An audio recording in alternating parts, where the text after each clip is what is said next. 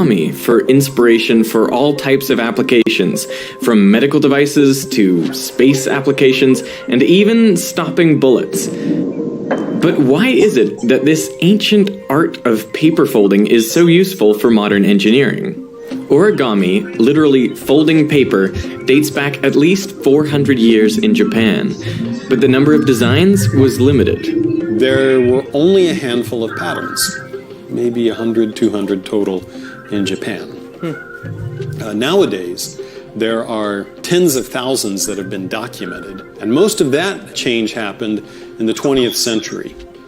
There were a handful of Japanese origami masters, and by far the most successful of them was a man named AKIRA YOSHIZAWA, who created thousands of new designs, wrote many, many books of his works, and his work inspired a worldwide renaissance of origami creativity. Why is origami this thing that was created for aesthetics mainly? Why is it so useful, I guess, is the question. For like, you know, structural things that were for mechanical engineering or for space applications, like, why does it find itself in so many of these applications? Why is it so useful? Well, the thing that makes origami useful is it is a way of transforming a flat sheet into some other shape with relatively little processing. Does that turn into that? That turns into that, yep. We're working with a company called Intuitive Surgical that does the Da Vinci surgical robot, where they wanted to be able to insert a flexible catheter with the robot, but the flexible catheters tend to buckle and stuff. So we had developed these origami bellows that if you look down there, there's a hole that no matter how far we move this, that stays the same size on the inside. And what that means is we can put the catheter in there, and as the catheter moves and is getting inserted into the body, it still has supports along the way. Or for another example, here I have a foldable, bulletproof, collapsible wall.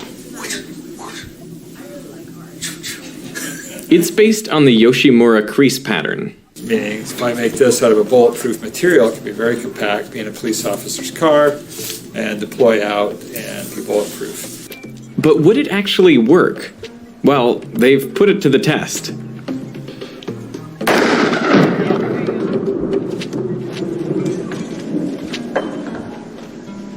This is the world's smallest origami flapping bird.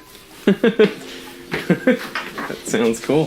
This one was devoted to developing techniques to make microscopic self-folding origami. And what you see here is a microscope photo of the finished bird, but what the bird actually looks like, well, I'll need my macro lens, maybe. You'll probably need not just your macro lens, you'll need your microscope. Because it's smaller than a grain of salt. Now, you might ask yourself, what would anyone ever use a microscopic flapping bird for? And the answer is, well, nothing for a flapping bird. But there are medical devices, medical applications, implants that are microscopic, where you might want a little machine. This is a nanoinjector, used in gene therapy to deliver DNA to cells. It's only 4 micrometers thick. So 400 of them can fit onto a 1 centimeter wide computer chip. So origami is useful in engineering because it provides a method of taking a flat sheet of material and forming it into virtually any shape by folding. Or if the end product is flat, origami offers a way to reduce its dimensions while still deploying easily.